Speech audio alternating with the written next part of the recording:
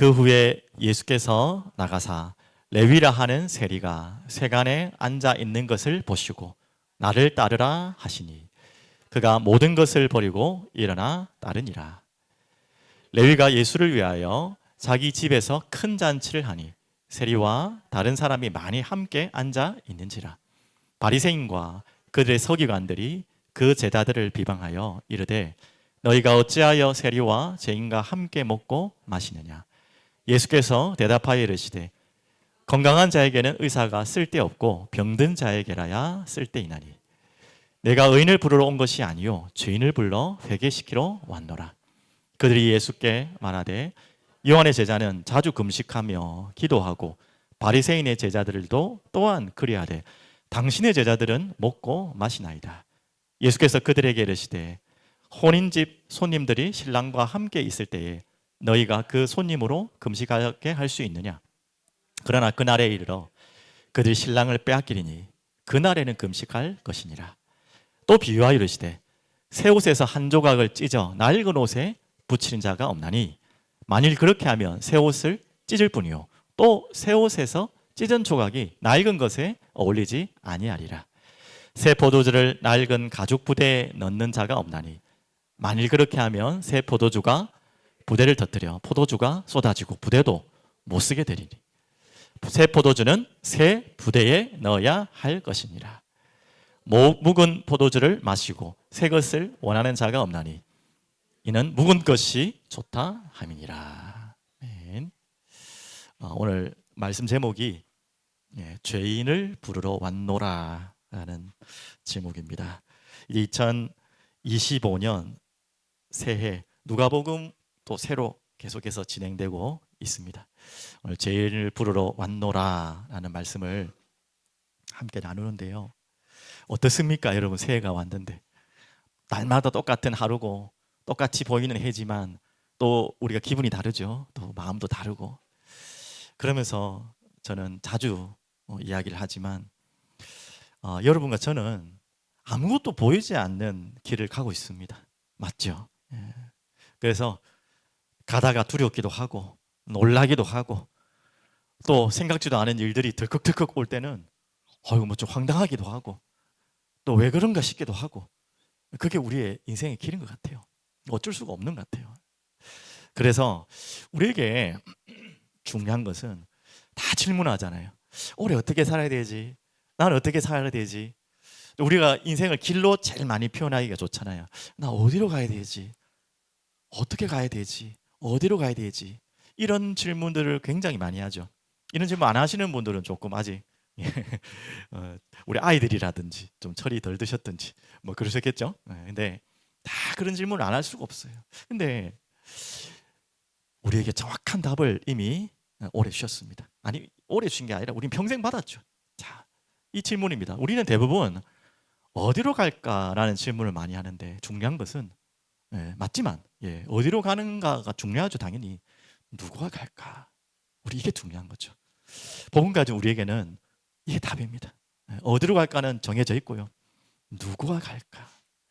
자, 그래서 우리 금요일에도 잠시 언급했지만 제가 책 사보라고 책 소개하는 건 아닙니다. 그냥 제목을 잠시 제가 언급하는 것이고 우리 아이들 듣기만 하기에는 요즘 세대가 너무나 지금 듣는 세대가 아니라서 보는 세대라 가지고 잠시라도 좀 주목할 수 있도록 제가 잠시 했는데 뭐라고 나와 있죠? 멀리 가려면 함께 가라. 오래된 책인데 제 서재에도 있는 책인데 읽었는데 제가 금요일 날 볼 때는 뭐 그렇게 재밌게 못 읽었다 했는데 다시 조금 훑어보니까 재밌더라고요. 굉장히 좋더라고요. 제목하고 의미가 알겠죠. 멀리 가려면 함께 가자 이 말이죠. 그래서 공동체 생활, 배려하고 함께 가는 이 비밀들이 우리에게는 너무나 중요하죠. 너무 중요한 답입니다. 저는 이 제목만 알았는데 책이 그 뒤에 다른 책이 또 비슷한 책이 하나 더 나왔더라고요. 뭐라고 나왔죠? 빨리 가려면 혼자 가고 멀리 가려면 함께 가라. 어떻게 보면 그 제목이 조금 업그레이드 된 제목이죠. 이런 책들이 있다는 거 참고하시고요. 근데 중요한 것은 다시 말씀드린 이 책에 대한 내용을 제가 비판한 거 아닙니다. 좋은 책들이고 읽어봐야 될 책들입니다. 하지만 제가 그 이야기를 하는 게 아니라 우리가 많이 함께 가는 것이 다 맞는 것은 아니거든요.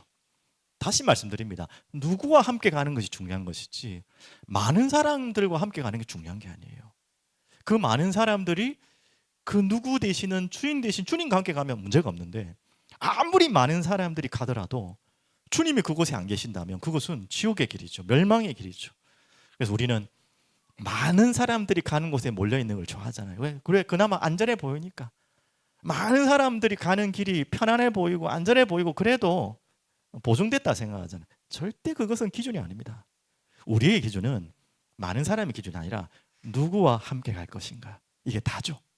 그래서 우리는 이미 답을 찾았습니다. 나를 따라오라. 우리 앞에 플랜카드에도 나와 있지만 그 나를 따라오라 하시는 그분을 따라 함께 가면 되는 거예요.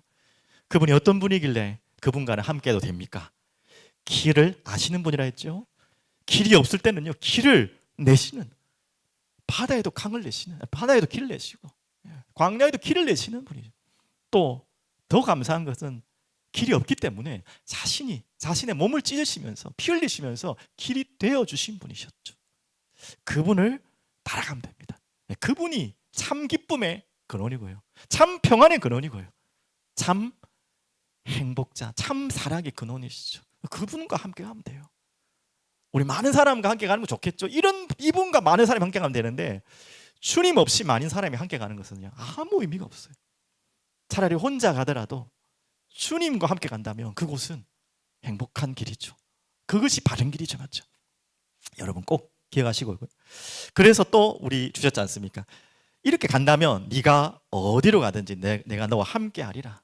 그러면서 하신 말씀이요, 내가 네게 명령한 것 아니냐. 명령까지 하셨어요, 우리에게. 왜? 우리는 자꾸 속으니까. 강하고 담대하라. 두려워하지 말고 놀라지 말라. 이 말에는 그럴 일이 있다는 말이 전제된 말 아닙니까? 하지만 내가 함께 하겠다는 것이죠. 답이 있습니다. 어떻게 하면 되겠습니까? 어떻게 그럼 주님을 따라가란 말입니까? 어떻게 그분과 함께 합니까? 제가 설명 다 드렸잖아요. 말씀을 내 입에서 떠나지 말고, 말씀을 내 입에서 떠나지 말고 주야로 묵상하라. 이게 주님과 함께 가는 길이고요, 주님을 따라가는 길이요. 우리가 두렵고 놀랄 일이 많아도 두렵고 놀랄 필요가 없는 답이 여기 있어요. 우리가 무조건 힘내라, 겁내지 마라. 네가 뭐 그런 거 겁내냐, 그거 갖고 될 일이 아니잖아요. 겁내지 않아도 되는 분하고 함께 있으면 되잖아요. 주님과 내가 함께 있다는 거 확신하면 되잖아요. 근데 그 주님이 지금 우리가 추상적으로 옆에 진짜 눈에 보이는 것처럼 따라다니는 게 아니잖아요. 우리 안에 계시지만. 그래서 우리는 말씀을 입에서 떠나지 말고 주야로 묵상하라. 그리고 그 안에 기록된 대로 다 지켜 행하라. 이건 되어질 수밖에 없죠. 우리가 내 입에서 말씀이 떠나지 않고 주야로 묵상한다면 그 말씀들은 지켜줄 수밖에 없어요. 그분과 함께 하시고 그분이 나를 힘주시고 성령께서 우리를 이끄실 것이기 때문에 여러분 이 사실을 믿고 우리 함께 걸어갑시다. 함께 2025년 아니 평생 같이 이 길을 걸어갔으면 좋겠습니다. 그래서 우리는 철저하게 이 말씀 따라서 한 걸음 한 걸음 가는 것입니다. 저도 참 뭐 세상 길도 잘 모르고요. 솔직히 자주 얘기했지만 길치라 가지고 세상 길도 잘 제가 못 찾아가는데 그거는 괜찮은데 제가 뭐 목사지만 또 지도자의 자리에 서 있지만 잘 모르거든요. 솔직히. 여러분들이 도와주셔야 되고 저를 믿고 가면 안 돼요. 기도는 해주시되. 그래서 저도 당연히 철저하게 저는 길을 모르기 때문에 하나님 말씀의 길을 찾아가겠습니다. 그걸 찾으려고 발버둥 치는 것만큼은 제가 여러분 앞에 확신하겠습니다. 제가 자신 있게 말씀드릴게요. 제가 길을 알지를 못해요. 하지만 하나님의 말씀이 저에게 길을 반드시 가르쳐 주실 것이고 또 여러분과 함께 가도록 여러분을 위해서라도 인도하실 줄 믿어요. 그래서 2025년 작년도 마찬가지지만 철저하게 우리가 놓쳤던 말씀, 성경 회복하고요. 따라갈 겁니다. 그래서 주일은 누가복음 중심으로, 수요일은 이제 여호수아, 우리 또 여호수아가 이제 가나안을 정복하는 한 걸음 한 걸음 걸어가잖아요. 이 길을 걸어갈 겁니다. 어떻게 하나님이 여호수아와 함께 하셨고 어떻게 여호수아를 통해 이스라엘 백성과 함께 걸어갔는지 하나하나 살펴보면서 같이 가야죠. 우리가 누가복음은 더 좋죠. 예수님이 직접 제자들을 부르고 따라오고 따라가도록 가르치시는 거니까 우리 같이 따라가는 것입니다. 그러면서 금요일에는 조금 조직적으로 이렇게 교리 이런 부분들, 요리 문답 이런 부분들을 같이 좀 정리하면서 이제 하나하나 우리가 놓쳤던 우리가 다 맞다고 생각했지만 잘못된 교리로 따라갔던 부분이 있다면 고치고, 몰랐던 거 있으면 알고, 그렇게 한 걸음 한 걸음 우리가 따라가기를 원합니다. 그래서 솔직히 두려웠지만 이번에 올해 주셨던 말씀이 제게 딱 부딪혀가지고 그 두려움이 말씀 그대로 저를 강하게 담대한 마음을 주셨어요. 그래, 걱정할 거 없다. 네가 가야 된다면 두렵지. 네가 어떻게 네 혼자 갈 길도 모르면서 많은 사람들과 어떻게 함께 가겠냐. 걱정하지 마라. 두려워하지 마라. 내가 너와 함께하고 나를 따라오라. 너무나 저에게 확신 있는 말씀을 주셔가지고 제가 담대하게 또 이 자리에 섰습니다. 함께 가시면 되겠고요. 그러면 이제 중요한데요, 주님은 이렇게 함께 가실 자를 부르세요. 이게 중요하죠. 함께 가는 게 단데, 주님과 함께 가는 게 단데, 이 함께 가야 될 우리가 어떻게 부름을 받은지 알고 가야 되잖아요. 우리가 주님을 따라간 것 같지만 더 정확히 말하면 주님이 우리를 부르셔서 우리가 갈 수 있는 것입니다. 우리가 선택하다가 선택지가 예수 그리스도가 된 것이 아니라 하나님이, 아니 주님이 우리를 선택하셔서 따라오라 부르신 거예요. 우리는 부르심에 화답한 것뿐입니다. 자, 그래서 하나하나 보겠습니다. 오늘 읽었던 본문이 바로 그 본문입니다. 주님이 우리를 부르셨어요. 우리가 막 이것저것 선택하다가 아이고 그나마 뭐 예수님이 좀 괜찮은 것 같다 하고 선택한 게 아니라 주님이 우리를 부르시고 주님이 선택하셨어요. 그래서 우리는 그 단어를 뭐라고 하죠? 은혜라고 합니다. 은혜. 우리가 주님을 따라갈 수 있는 존재가 아니에요. 그런 분별력이 있는 존재가 아니에요. 우리가 주님께 붙잡힌 것이죠. 그게 은혜라고 하는 것입니다. 그래서 오늘 이 본문이 바로 거기에 대한 정확한 말씀이죠. 오늘 누구를 부르신 장면입니까? 한번 27절부터 보시면, 그 후에 예수께서 나가사 레위라 하는 세리가 있죠. 세간에 앉아 있는 것을 보시고 나를 따르라 하시니, 이미 여러분 아실 겁니다. 또 저번 주 주일학교에도 이 말씀을 주셨잖아요. 이 세리 누굽니까? 레위. 여러분 잘 아는 이름 있잖아요. 복음서를 썼어요.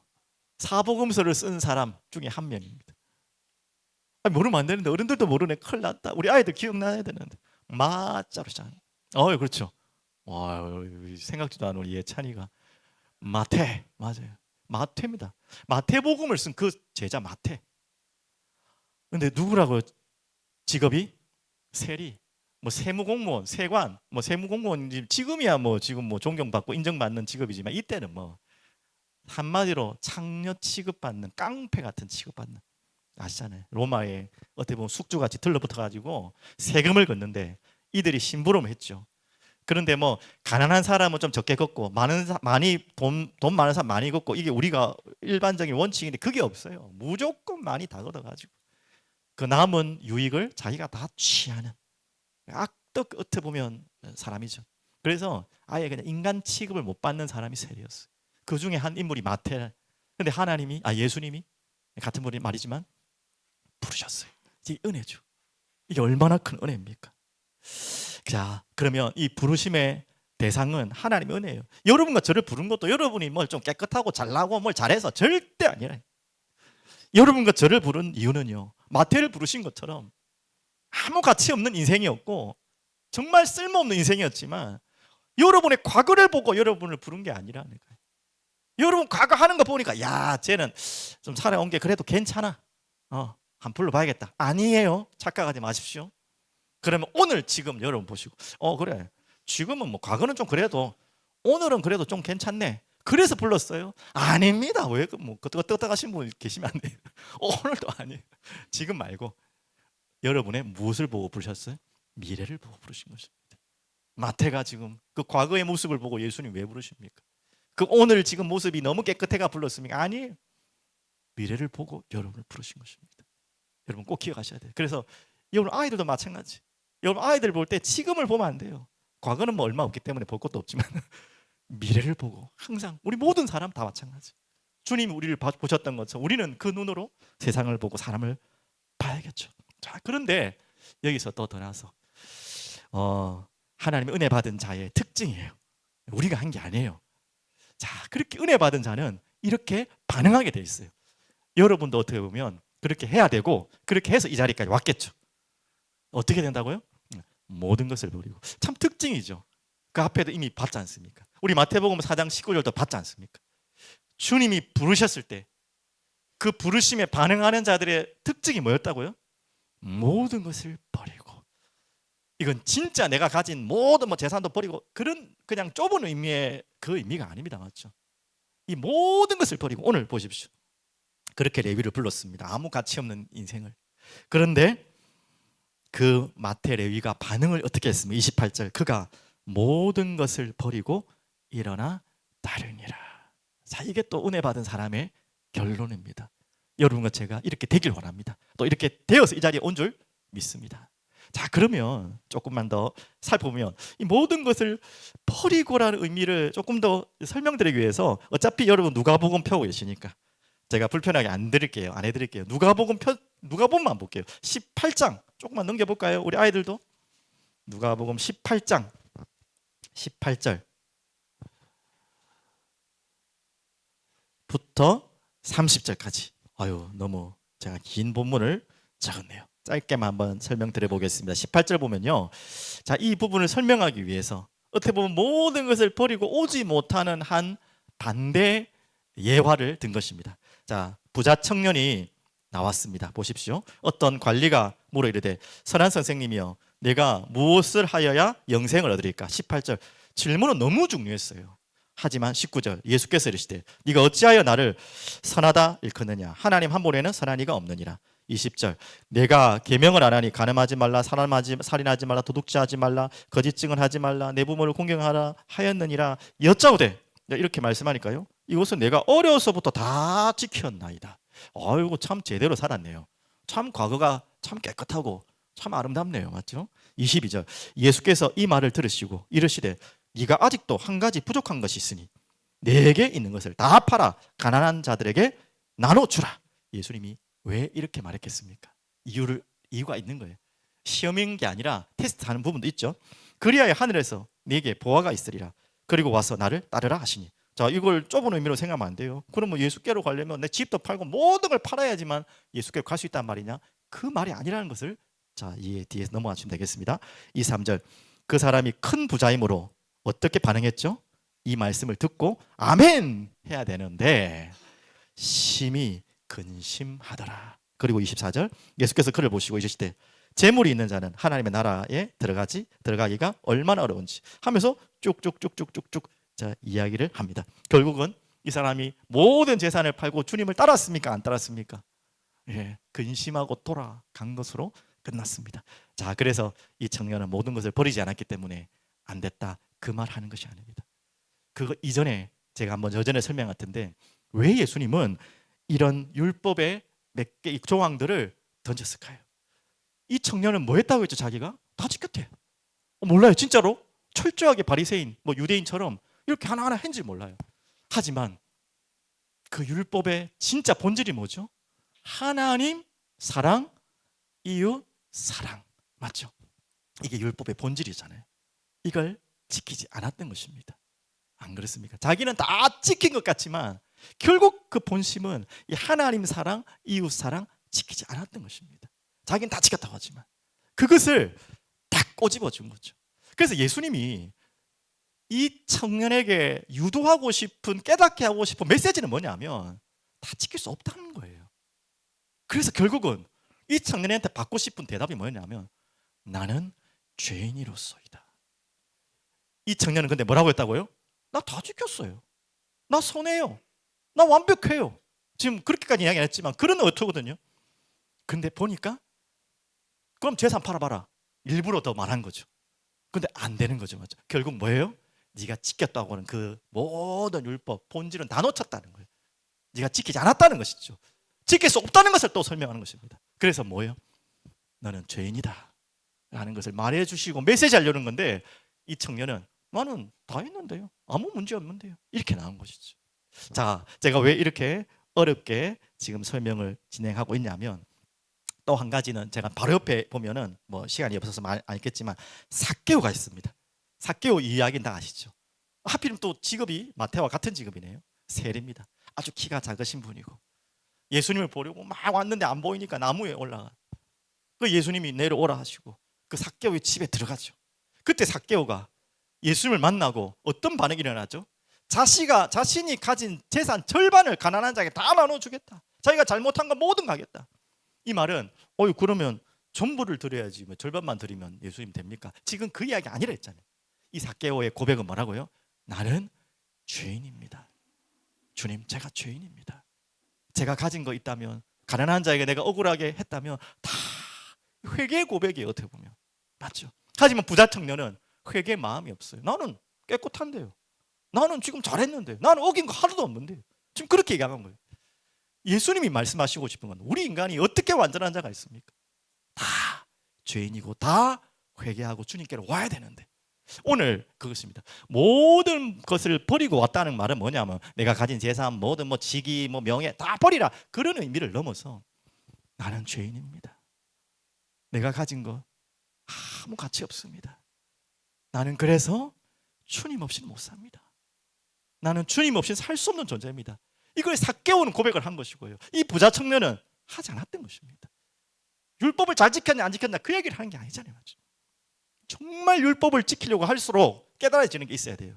나는 안 되는구나. 아무리 노력해도 안 되는구나. 그걸 깨닫도록 주시기 위해서는 율법이지, 나는 다 되는데요, 거짓말이든지 착각하고 있든지 둘 중에 하나겠죠. 자, 이런 자들이 버릴 수 있는 거예요. 이런 자들이 모든 것을 버리고, 마태도 이제 삭개오 같은 자리에 있었겠죠. 맞죠? 모든 것을 버리고 주님을 따르는 여러분 되길 바랍니다. 이 이야기가 바로 연결됩니다. 바로 누구 이야기? 병든 자와 죄인, 이렇게 나오죠. 자, 이렇게 나오니까 이제 바리새인들과 서기관들이 아까 말했던 부자 청년의 계열에 있는 자들이겠죠. 참 자기는 깨끗하고 바르고 모든 것 다 지키고 완벽하고 완전하다고 생각하는 그들이 딴지를 걸기 시작합니다. 29절부터 보시면 레위가 예수를 위하여 자기 집에서 이제 큰 잔치를 하니 세리와 다른 사람이 많이 함께 앉아 있는지라 바리새인과 그들의 서기관들이 그 제자들을 비방하여 이르되 너희가 어찌하여 세리와 죄인과 함께 먹고 마시느냐라고 막 이제 질책을 하죠. 당연히 이 먹고 마시는데 굉장히 중요한 의미가 있기 때문에 죄인들하고 또 그 깡패 같은 세리하고 왜 그렇게 먹고 마시느냐, 제자들을 막 뭐라 하는 그런 장면이 나오죠. 그때 예수님이 중요한 얘기 하시죠. 예수께서 대답하여 이르시되 건강한 자에게는 의사가 쓸데없고 병든 자에게라 쓸데있느니 내가 의인을 부르러 온 것이 아니요 죄인을 불러 회개시키러 왔노라. 자, 이 앞의 이야기가 바로 이렇게 연결됩니다. 이제 설명 안 해도 이해되시겠죠? 나는 의인인데요, 필요 없어요. 주님이 나는 아픈 데 하나도 없는데요, 의사 필요 없어요. 아픈 데가 하나도 없는데 의사가 왜 필요하고 병원이 왜 필요합니까? 내가 깨끗한데 뭘 나의 더러운 것을 씻어줄 필요합니까? 맞죠? 내 옷이 깨끗한데 세탁소가 왜 필요해요? 맞죠? 내 옷이 더러우니까 세탁소가 필요하지. 무슨 이야기를 하는 것입니까? 정말 바리새인과 유대인들이 건강해서 그렇습니까? 자신들 진짜 의인이라고 했습니까? 아니요. 의인이라고 착각하고 있는 것이죠. 자기는 건강하다고 착각하고 있는 거죠. 정확하게 우리가 우리 자신을 깨달아야 한다면 어떻게 깨달아야죠? 나는 죄인입니다. 또 어떻게 해요? 나는 병든 자입니다. 이것으로도 부족해요. 얼만큼 죄인입니까? 적당한 죄인입니까? 아니요. 죽을 죄인이에요. 우리는 얼만큼 병든 자입니까? 살아날 가망이 1%도 없는 완전 죽을 죄인이에요. 그런 병든 자예요. 병든 정도가 아니에요. 죽은 자죠, 완전. 이런 자에게 주님이 필요하다는 것이죠. 오늘 그 이야기를 설명하고 있습니다. 그래서 뭐 하기 위해서? 그들을 회개시키기 위하여, 그들을 돌이키기 위해 내가 온 것이다. 그렇게 바리새인 서기관들에게 이런 말씀을 하고 있습니다. 자, 그래서 누가복음 또 나왔네요. 18장 잠시만 한 번 더 볼게요. 한 번만 다시 돌아왔겠지만 18장 9절 한 번만 보겠습니다. 자, 여기에 대해서 잘 나와 있습니다. 뒤에 또 설명이 나왔지만 18장 9절에서 14절 한번 보겠습니다. 또 자기를 의롭다고 믿고 다른 사람을 멸시하는 자들에게 이 비유로 말씀하시되, 같은 이야기죠. 오늘 내용과 두 사람이 기도하러 성전에 올라가니 하나는 바리새인이요 하나는 세리라. 바리새인은 어떻게 기도합니까? 서서 따로 기도하여 이르되 하나님이여 나는 다른 사람들을 곧 토색, 불의, 간음을 하는 자들과 같지 아니하고 나는 봐라 의인입니다, 이 말이죠. 지금 이 세리와도 같지 아니함을 감사합니다. 이거 감사하고 있어요. 그리고 나는 일회에 2번씩 금식하고 또 소득의 11조를 드리나이다. 이거 자체가 잘못됐다는 게 아니에요. 지금 자기는 아무 정말 깨끗하고 의인이고 나는 뭐예요? 나는 병들지 않았고 나는 건강하다 지금 이야기하는 거예요. 자, 그런데 그와 비교되는 또 세리가 나오네요. 13절, 세리는 멀리 서서 감히 눈을 들어 하늘을 쳐다보지도 못하고 다만 가슴을 치며 이르되 하나님이여 불쌍히 여기소서, 나는 죄인으로소이다 하였느니라. 자, 여기에 대한 예수님의 반응. 14절, 내가 너에게 이르노니 이제 저 바리새인이 아니고 이 사람이 의롭다 하심을 받고 그의 집으로 내려갔느니라. 무릇 자기를 높이는 자는 낮아지고 자기를 낮춘 자는 높아지리라 하시니라. 이 의미가 아시겠죠? 지금 그 이야기입니다. 똑같이 오늘 본문에도 이 바리새인이 반응하고 있는 것이죠. 자, 그리고 이 죄인들, 이 죄인의 식탁에 예수님이 앉으셨습니다. 이게 보통 이야기 아니에요. 왜 바리새인들이 뭐 밥 먹는 걸 갖고 뭐 시비를 거냐라고 할 수 있지만, 유대인들이 밥을 먹는 것은 굉장한 중요한 의미거든요. 성경적으로도 중요하고. 그래서 뭐 아시겠지만 베드로가 이방인들하고 밥 먹었다 해가지고 그게 시비가 붙어가지고 아시잖아요. 그만큼 그게 중요한 이야기. 단순한 그냥 문화가 아니고요, 성경적인 의미도 있습니다. 왜 이방인들, 뭐 이방인뿐만 아니라 오늘 말했던 뭐 세리, 뭐 죄인들과 밥을 함께 먹는다는 말은 뭐냐면 이들을 다 부정하다고 생각하는 거예요. 부정하다고, 죄인이기 때문에 부정하다고 판단하는 거죠. 그렇지만 이 부정한 자들과 내가 밥을 먹으면 그 부정이 내게 옮겨진다고 생각하는 거죠. 그래서 같이 밥을 안 먹는 거예요. 교만한 부분도 있지만.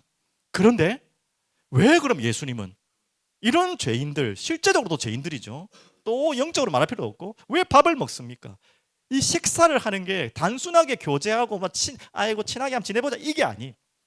저번에 병자를 치유하신 부분과 연결되는 거죠. 바로 그 부정한 자들과 함께 식탁에서 떡을 나누고 빵을 나누면서 같이 먹으면서 그들이 당하는, 그들이 있는 모든 부정을 자기가 가져가려고 하시는 것이죠, 예수님이. 그래서 여러분, 이 식탁과 연결되는, 딱 연상되는 하나의 예식이 떠올라야 돼요. 무엇이죠? 예, 성찬입니다. 왜 제자들과 성찬을 먹습니까? 왜 떡을 나누고 피를 마십니까? 너희들이 가지고 있는 모든 죄를, 우리 같이 식사한다는 말은 그 죄를 내가 짊어지고 가겠다는 거예요. 그리고 내가 찢기겠다는 거예요. 내가 피 흘리겠다는 거예요. 그래서 너는 기억하라는 거예요. 다시는 잊지 말라는 거예요. 나의 찢어짐을, 나의 피 흘리심을. 이 얼마나 어마어마한 이야기인지 아십니까? 그래서 이 식탁, 밥 먹는 이게 엄청 중요한 것입니다. 그래서 우리가 뭐 좀 이야기가 좀 더 많이 나갔지만 같이 식사하는 게 너무 중요해요. 식탁 교제가 너무 중요해요. 단순하게 뭐 사회생활 잘하기 위해서, 교회니까 그래도 친목을 도모하기 위해서, 그것도 있죠.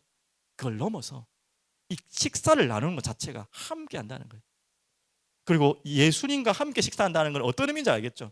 나의 모든 부정한 더러운 것을 미안하고 감사하지만 주님께 드리고, 주님이 찢기시고 피 흘리신 성찬의 의미와 연결되는 것입니다. 그렇게 지금 이 잔치에 그들을 초청한 거예요. 예수님이 함께 죄인들을 초청하고 세리의 집에서 같이 밥을 먹는 거예요. 그러니까 친하게 지내보자고 한 거야. 하지만 이걸 모르고 바리새인과 서기관들 뭐라고 합니까? 어찌 그 더러운 것들하고 밥 먹고 있어? 하고 지금 막 욕하고 있는 것이죠. 전혀 지금 헛다리 짚고 있는 것입니다. 자, 그러면서 계속해서 또 이야기 나옵니다. 어떻게 우리가 누구와 이제 그 부르심에 우리가 이렇게 반응한 모든 것을 버리고 내가 죄인임을 고백한 자들이 주님과 함께 할 수 있죠. 주님을 따를 수 있죠. 또 주님은 그런 자를 부르고 계세요. 나는 의인이고 나는 깨끗하다, 나는 건강하다는 자는 주님을 따라갈 수가 없어요. 또한 주님도 부르시지 않아요. 저에게 필요 없는 사람을 왜 부릅니까? 안 그렇습니까? 나에게 필요한 자를 부르지. 죄인이 필요한 거예요. 주님은 병든 자가 필요한 거예요. 왜? 그들을 살리기 위해 왔기 때문에. 나는 그에 관심 없는 자는 부를 수가 없는 것입니다. 불러도 가지도 않고. 자, 그렇다면 오늘 연결되어서 이제 우리에게 오늘 중요한 본질을 찾아야 되는데요. 그 뒤에 또 이제 이야기를 합니다. 이제 좀 더 나가서 32절부터 보시면, 33절부터 보시면 그들이 예수께 말하되 요한의 제자는 자주 금식하고 기도하고 바리새인의 제자들도 또한 그리하여 당신의 제자들은 먹고 마시나이다. 자, 이제 또 하나 꼬투리 또 하나 잡았어요. 또 하나 잡았어요. 이제 같이 먹는 것 이제 말이 안 되니까 이제 거기서 이제 다음 걸 또 잡았습니다. 뭐라고 합니까? 요한의 제자들도 금식하고 우리들도 금식하는데 아니 당신 여자들은 뭘 맨날 먹고 뭐 그러냐, 금식도 안 하고. 자, 오늘 여기에 대해서 예수님이 이제 뒤에 말씀하시는 부터 볼게요. 34절, 예수께서 그들에게 계시되 혼인집 손님들이 신랑과 함께 있을 때 너희가 그 손님으로 금식하게 할 수 있느냐. 그러나 그날에는 이르러 그들이 신랑을 빼앗기리니 그날에는 금식할 것이다. 자, 이제 무슨 말인지 알겠는데 조금 애매한 말이죠. 무슨 말인지 잘 알 것 같으면서 모르겠죠. 조금만 더 제가 의미로 붙잡은 것을 설명하겠습니다. 자, 여러분, 이제 예수님은 그러면 금식을 하란 말입니까, 하지 마란 말입니까? 이분번적으로 말할 수 있습니까? 예수님은 금식을 하란 말입니까, 하지 마란 말입니까? 지금 오늘 예? 하란 말이 좀 애매하죠. 그 얘기를 보는 거예요. 당연히 예수님이 금식을 하지 마란 말이 아닙니다. 자신도 금식하셨는데요. 사역을 하기 전에 아시잖아요. 광야 40일 동안 금식하셨는데요. 그리고 이 예수님은 금식을 부정하거나 금식하지 마라, 금식이 잘못된 것이다, 그런 거 이제 쓸데없는 것이다, 그런 거 다 필요 없는 옛날 거다, 이 말이 아니에요. 절대. 지금 무슨 말씀을 하시려고 하냐면 본질을 놓치지 말라는 거예요. 우리가 항상 주님을 따라가는데 주님을 따라가는 본질을 놓치면 안 돼요. 주님을 따라간다는 말은 본질을 놓치지 말라는 말이죠. 우리가 교회 다닌다고 본질을 다 찾는 게 아니잖아요. 자, 그래서 이 금식의 목적의 본질이 무엇인지, 조금 더 나가서 금식 기도의 본질이 무슨 목적인지, 조금 더 넓게 말하면 우리가 주님을 따라가는 것이 신앙생활인데 신앙생활의 본질과 목적이 무엇인지 오늘 그것을 알고 따라가야 되겠죠. 아니면 엉뚱하게 갈 수 있다는 것이죠. 자, 그래서 첫 번째는 이렇게 붙잡았습니다. 은밀하게 금식의 목적, 또 금식 기도의 목적, 조금 더 말하면 신앙생활의 목적, 방향, 바로 은밀하게. 자, 이 무슨 말일까요? 자, 이 부분은 제가 마태복음까지 제가 찾으라고는 할 수 없어서 친절하게 찾아 드렸습니다. 이 부분을 설명하기 위해서 조금 연결해서 설명드릴게요. 마태복음 6장 5절 한번 앞에 보시고 한번 읽어보겠습니다. 또 너희는 기도할 때 외식하는 자와 같이 하지 말라. 그들은 사람에게 보이려고 회당과 큰 거리 어귀에서 서서 기도하기를 좋아하느니라. 내가 진실로 너희에게 이르노니 그들은 자기 뭐요? 상을 이미 받았느니라. 6절에 너는 기도할 때에 내 골방에 들어가 문을 닫고 은밀한 중에 계신 내 아버지께 기도하라. 은밀한 중에 보시는 내 아버지께서 갚으시리라. 자, 이 의미를 아시죠? 자, 같은 의미로 한 구절 더 드릴게요. 우리 아이들 다 같이 한번 볼게요. 방금 읽었던 구절과 지금 읽어야 될 구절의 공통점을 찾아내셔야 됩니다.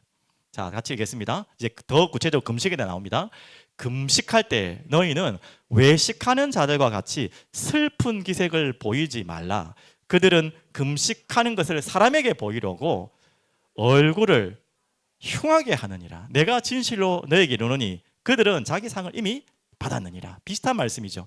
그리고 너는 금식할 때에 머리에 기름을 바르고 얼굴을 씻으라. 마지막 구절, 이는 금식하는 자로 사람에게 보이지 않고 오직 은밀한 중에 계신 내 아버지께 보이게 하려 함이라. 은밀한 중에 보시는 내 아버지께서 갚으시라. 자, 지금 마태복음 두 구절을 제가 소개했었는데 공통점이 뭘까요? 우리 아이들 뭘까요? 어른들 지금 궁시렁궁시렁 하고 있어요. 맞아요. 뭐 사람에게 보이지 말고 이런 맞아요, 맞아요. 같은 말이죠. 아까 제가 이미 답을 했는데 은밀하게 나왔잖아요. 은밀하게. 자, 그렇다고 또 오해하시면 안 됩니다. 어디 구석에 어디 안 보이는데 짱 박혀가지고 아무도 안 보는데 몰래 해야 된다는 의미가 아니라는 거 아시죠? 이 은밀하게 의미와 또 반대로 뭘 설명했죠? 사람에게 보이로라고 나왔어요. 그러면 사람에게 보이려고의 반대말이 은밀하게란 말이에요. 그럼 은밀하게 말은 무조건 숨는다는 의미가 아니라 무슨 말이죠? 사람에게 보이려고 하지 않는다는 말이죠. 사람에게 안 보이고 어디 뭐 하는 것입니까? 당연한 것이죠. 하나님께 한다는 것입니다. 여러분 잘 알고 있는 얘기입니다. 이게 바로 기도의 본질이고요. 금식의 본질이기도 합니다. 하물며 신앙생활의 모든 목적과 본질이기도 합니다.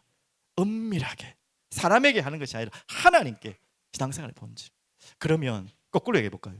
왜 저들은 보이는 데서 막 기름 막 흉한 척하고 막 자기 금식하는 척하고 뭐 대단한 것처럼 막 기도하는 척하고 거리에 나와가지고 부르짖고 기도하고 막 부르짖고 하라는 말이 잘못됐다면 절대 아닙니다. 뭐 사람들한테 드러나서 기도를 하려고 하느냐? 왜 그럴까요? 왜 그러려고 할까요? 한번 생각해 보셨습니까? 바로 은밀하게 답이 없으면 그렇게 해야 돼요. 하나님과만 교제하는 기도하는 내용이 없으면, 그 비밀이 없으면 다른 걸로 떼어 될 거 아닙니까? 하나님하고 이 은밀한 진짜 관계가 없으면 자꾸 다른 걸로 내 걸 떼어야 되는 거예요. 드러나서 하고 막 드러난 척하고 나 기도하는 척하고 금식하는 척하고 나 40일 몇 번 했어 막. 얼마나 귀한 것입니까? 그 자체가 잘못됐다는 게 아니에요. 하지만 그걸 외식으로, 형태로, 형식으로 누군가한테 보여주려고 그렇게 바리새인 유대인들이 했다는 거예요. 우리의 신앙생활이 그럴 수 있다는 거예요. 누군가에게 보여주기 위한. 왜 그럴까요? 이 유치한 일을 왜 할까요? 다 큰 어른들이 왜 할까요? 애들이야 이해되지. 애들은 그렇잖아요. 막 자기들 보라고 막 갑자기 큰 소리가 막 치고 장난치고 자기 주목하라는 거 아닙니까? 애들은 이해돼. 다 큰 어른들이 왜 그럴까요? 허해서 그런 거예요. 하나님과의 은밀한 관계가 없기 때문에, 그것이 없기 때문에 다른 걸로 하려고 하는 것이죠. 그래서 신앙생활의 가장 중요한 금식도 마찬가지, 기도도 마찬가지, 신앙생활의 목적. 오늘 예수님께서는 이 부분을 또한 함께 연결해서 꼬집고 있는 것입니다. 그러면서 같은 연결되는 것이죠. 바로 주님과의 교제입니다. 오늘 이 예수님이 이 금식에 대한 답을 주시면서 왜 당신 제자들은 뭐 금식도 안 하냐, 금식 틀렸다는 말이 아니에요. 근데 예수님은 뭐라고 말씀하냐면 거기에 대한 답을 약간 동문서답 같지만 정확한 진리의 답을 주시는 거죠. 지금 어떤 상황인지 아냐? 혼인집에 신랑이 왔다. 그리고 그 혼인집에 온 자들이 신랑이 왔는데 그것에 금식하면 되느냐? 그때는 같이 먹고 이때를 즐기는 것이다. 같이 먹는 것이다. 금식을 부정하는 내용이 아니에요. 그때가 어느 때인지를 알아야 되는 것입니다. 지금이 어떤 시기라고요? 혼인잔치의 시간. 신랑이 왔다는 거예요. 그 신랑이 누구를 말하는 것입니까? 예수를 말하는 거죠. 하지만 이 신랑이 계속 있지 않겠다는 거죠. 떠나갈 때가 올 것이다. 바로 십자가를 말씀하시는 거죠. 그때에서 금식해라. 금식하지 말라는 말이 아니에요. 때와 시기가 있다는 거예요. 그래서 이 본질은 방금과 연결됩니다. 은밀하게도 연결되죠. 주님과의 교제가 중요하다는 것이죠. 금식의 행위 자체도 너무 좋은 거예요. 그래서 제가 뭐 금식 혹시 부정하는 것처럼 제가 메시지 될까봐 다시 한번 말씀드리지만 2월 2일부터 미리 한 달 지금 남았지만 강구합니다. 2월 7일까지 우리 금식 기도회를 할 겁니다. 그리고 2월 8일 9일은 일부러 연결해서 그때 합니다. 이제 김남식 박사님 모시고 말씀 사경회를 또 할 겁니다. 그래서 그 전 한 주간을 금식 기도를 할 거예요. 그래서 당연히 거의 일주일 되는데 일주일 동안 일주일 다 굶으라면 아닙니다. 혹시 굶을 수 있는 분들은 그렇게 하셔도 정말 추천합니다. 뭐 그렇게 안 하셔도 되지만 하루에 한 끼라든지 여러분이 할 수 있는, 도저히 뭐 건강상 뭐 여러 가지 또 굶으면 안 되는 분들이 있잖아요. 그런 분들을 굳이 그렇게 하지 마시고 여러분이 정말 금식해야 될 부분이 있잖아요. 뭐 아이들은 미디어라든지 또 여러분이 좀 계속해서 좀 이걸 정말 올해는 좀 끊어야겠다 하는데 잘 안 끊어졌던 모든 부분들 있잖아요. 단절해야 될 부분들, 그런 부분도 금식이 되는 거예요. 그래서 하여튼 그 시간을 통해서 우리가 뭐 하는 거라고요? 그 행위를 우리가 자랑하고 아이고 내 한번 금식했다 이게 아니고 뭐 하는 건지 알죠? 은밀하게 그 시간에 주님과 대화 나누는 시간이에요. 그래서 금식하면서 기도하시고요. 그래도 우리가 하루에 한 끼만 밥을 안 먹어도 그게 1시간이라는 게 생짜배기 시간이 나오잖아요. 솔직히 우리가 많이 밥 먹는 시간이 있는데 그 시간을 뺐다면 그 시간만큼 우리 남잖아요. 얼마나 좋습니까? 또 우리가 굶으면 어떻게 되죠? 배가 고프면 모든 것이 진실해져요. 또 솔직해져요. 또 우리 자신이 얼마나 비참한 존재인지 알게 돼요. 더 주님께 은밀하게 나가고 주님과 교제하는 그런 시간입니다. 그러니까 목적이 뭐라고요? 바로 주님과 교제하는. 지금 이야기가 좀 샜지만 혼인집 손님들이 신랑이 왔고 지금 잔치가 이루어졌는데 그때가 금식할 때가 아니라는 거예요. 금식할 때가 있다는 거예요. 매달 며칠 이 말이 아니잖아요. 맞죠? 그래서 본질은 뭐냐? 주님과의 교제를 말하는 것입니다. 그렇게 친밀하게 교제하는 것입니다. 맞죠? 그래서 외형적인, 외식적인 것을 철저하게 우리는 배격해야 되는 것입니다. 자, 그러면 마지막 결론으로 말씀드릴게요. 자, 그러면서 이제 마지막 우리가 이제 세 부분을 나눠서 하는데 36절부터 38절, 39절까지 쫙쫙 나오는데 같이 좀 연결되는 이야기겠죠. 또 이해되지만 또 아리송한 비유를 또 두십니다. 새 옷에서 한 조각을 찢어 낡은 옷에 붙이는 자가 없나니 만일 그렇게 하면 새 옷을 찢을 뿐이요 새 옷에서 찢은 조각이 낡은 것에 어울리지 아니하리라. 또한 새 포도주도 낡은 가죽 부대에 넣는 자가 없나니. 만일 그렇게 하면 새 포도주가 부대를 터뜨려 포도주가 쏟아지고 부대도 못 쓰게 되리라. 잘 아는 말씀이죠. 새 포도주는 그래서 새 부대에 넣어야 할 것이니라 라고 했는데 39절에 참 의미 있는 말씀하셨어요. 그런데 모든 대부분의 사람은 이렇게 하고 있다는 거예요. 39절. 묵은 포도주를 마시고 새 것을 원하는 자가 없나니 이는 묵은 것이 좋다 함이니라. 맞는 말인데. 저는 술에 대해서 잘 모르지만 하여튼 뭐 담는 술들 있잖아요. 오래될수록 좋습니까? 바로 담자마자 먹습니까? 오래 담는 게 좋죠. 오래된 술이 좋죠. 그 술은 적용이 되는데 지금 비유한 거잖아요. 우리는 변화되지 않으려고 하는 우리의 자신의 모습들을 지금 39절에 나오고 있습니다. 그래서 새 부대에 새 옷을 새 부대에 이 뭐죠? 포도주를 담아야 되는 것처럼.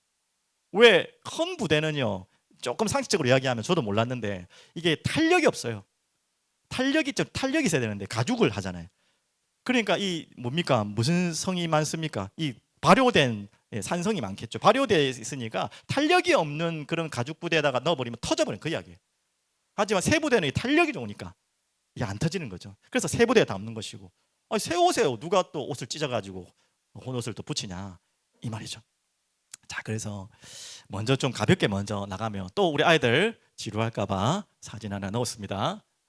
자, 아까 전에 누구 닮았다 막 서로 놀리던데 이게 혹시 무슨 새인지 아는 분? 우리 아이들 여기 천재 한 명 나왔네. 혹시 어떻게 알았죠? 글자 보여요? 어른 중에 혹시 이 새에 대해서 이름 아는 분? 맞아요, 도도새. 어떻게 알았지? 새 박사인가? 근데 너무 신기한 거는 이 새가 지금 이 지구상에 없어요. 어떻게 알아요? 이거 독특하네. 언제 멸종됐냐면 1600년도에 81년에 멸종됐습니다. 조용히 해 이제. 거기까지 내가 할 말이 없잖아. 자, 인도양에 여러분 한 번은 들어보신 섬입니까? 마다가스카르라는 섬 많이 들어봤죠? 마나나 이런데 그 옆에 있는 모리셔 섬이라는 곳에 이 새가 1600년 전에 많이 이렇게 그 섬에 완전히 그냥 장악했던 새랍니다. 타조 하여튼 뭐 그 정도 크기랍니다. 아주 뭐 정체가 좋아 보이잖아요, 맞죠? 아직 실물은 안 남아있기 때문에 예상도예요. 그냥 뼈 같은 걸 보고 예상도인데, 근데 이 새인데 보십시오. 나이가 있습니까 없습니까? 없어요. 원래부터 없었을까요? 아니에요. 그리고 이 새는 날개도 없고 누가 봐도 도망을 안 가요. 왜? 이 모리셔 섬이라는 곳이 이들에게는 천국 같은 섬이에요. 왜? 잡아먹는 위에 단계가 뭐라노? 먹이 사슬이 없어요. 자기가 제일 위에 있는 거예요. 그러니까 아무도 자기를 잡아먹는 사람이 잡아먹을 존재가 없는 거예요. 그러니까 무서운 게 없어. 두려운 게 없어. 얼마나 살기 좋았는지. 그래서 개체가 엄청 났겠죠. 늘어났겠죠. 그런데 어느 날 사람들이 그곳을 발견하게 되고 딱 보니까 도망을 안 가, 이놈의 새가. 그냥 잡아도 그냥 비둘기 같이 그런 거예요. 그냥 뚝 잡아도 가만히 있는 거예요. 왜? 한 번도 잡혀본 적이 없거든, 이놈들이. 도망갈 생각도 없어. 그러니까 날지도 않아. 날아야 될 새들이 날 이유가 없으니까. 먹을 거 천지인 거예요. 새가 날아서 막 잡아먹으려고 막 발버둥 치다가 날잖아요. 먹을 거 천지지. 잡을 사람도 없지. 그러니까 날개가 쓸 필요 없으니까 날개도 없어지고요.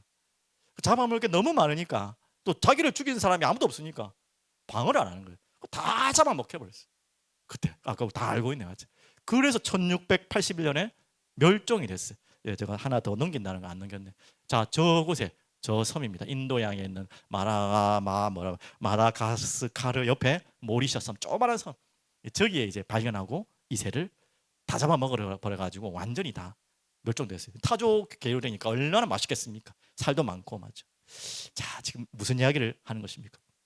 바로 이렇게 우리가요, 무엇인가의 새로운 것에 적용하지 못하면 정말 이렇게 비참한 인생을 살 수 있다는 것입니다. 자, 조금 더 넘어서, 그러면 오늘 그 정도 이야기 아니잖아요.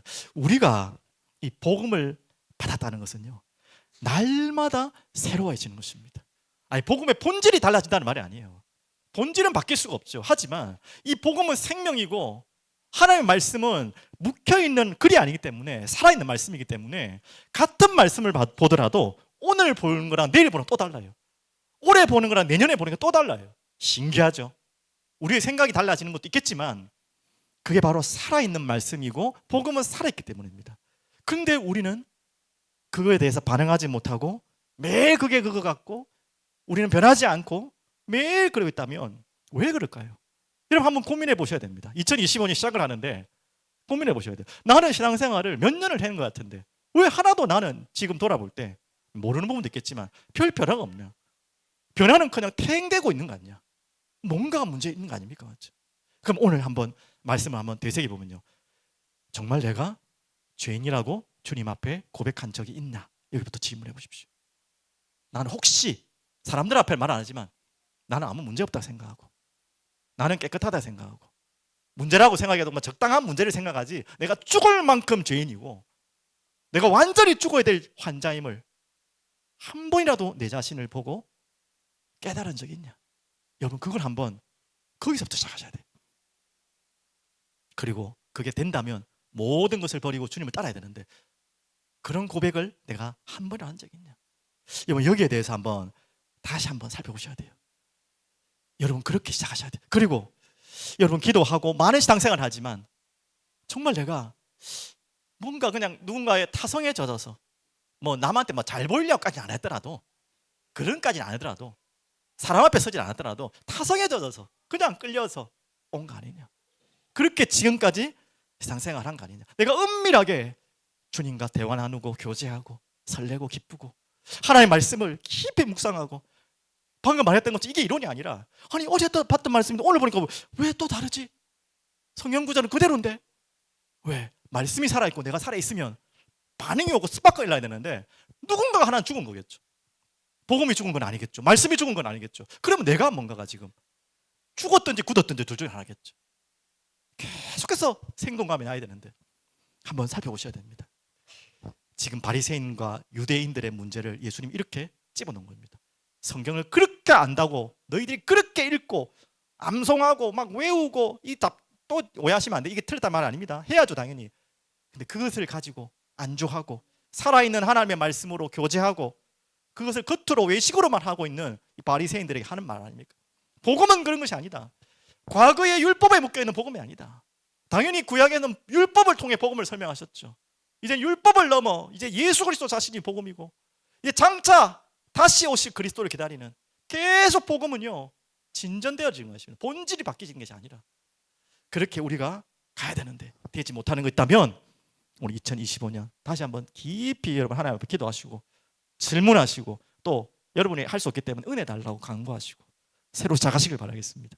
저도 그런 부분들을 찾고 있고 회개하는 부분들 자주 말씀드리지만 성경의 말씀을 너무나 많이 놓쳤구나. 많은 메시지들을 들었지 성경의 말씀을 깊이 묵상함을 놓쳤구나. 그게 제가 1년 전부터 계속 제가 돌이키면서 새로 시작한 거예요. 그리고 아시잖아요. 죄에 대한 회개, 거룩한 삶에 대해서 너무나 나는 가볍게 여기고 몰랐다. 하나님을 사랑하는 것과 하나님을 경외하는 모습 있었지만 온전하지 못했던 것 같아요. 예배의 자리에 있었지만 온전한 경배와 예배를 놓쳤어요. 그래서 기도 제목이에요. 우리 교회 기도 제목이 어떻게 보면. 그리고 이웃 사랑 그 부분 다 놓쳤고요. 실제 기도 메시지만 많이 들었지 실제 기도 안 했어요. 실제. 기도 메시지는 그렇게 들었는데 기도도 안 하는데 기도 메시지가 내게 됩니까? 맞죠? 기도를 안 한 거죠. 맞죠?